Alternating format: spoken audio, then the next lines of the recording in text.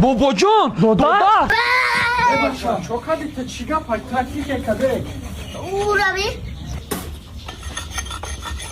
کیه ای لطفلا؟ ای با فکرم اکای دختره چی؟ اکای عروسه همون خیلی با فکرم ای کی تو؟ ما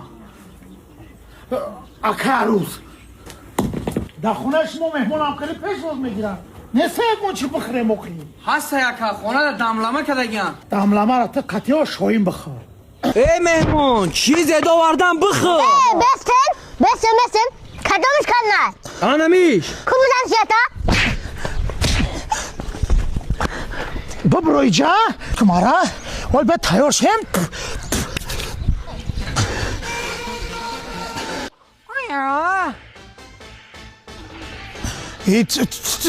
تایرو کینو نگی اوخی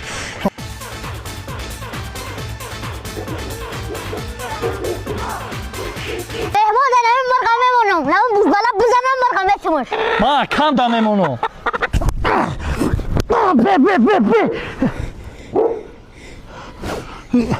ستافکا یا مرغ موندن چکو کنی؟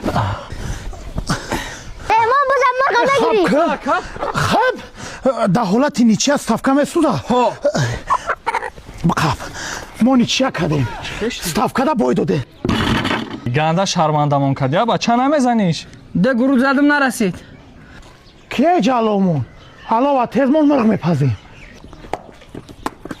بعدی کی میره با؟ نمیدونم جنگ مونه دیدی؟ ها ترام دیدی؟ بود نکدی چی با؟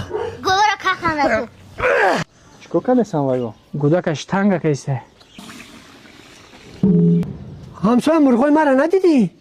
نه همسایه مرغا تونمو ندیدیم اینا نگاه کن پیوز مرا ایزا کردم زلین مرا ایزا کردم بکشه چیزی سازمان گوشه بکش همسایه بوی مرغای کو چی پخت ازی؟ ده تا زاغ قپیدیم زاغ همون زاغا را پختیسیم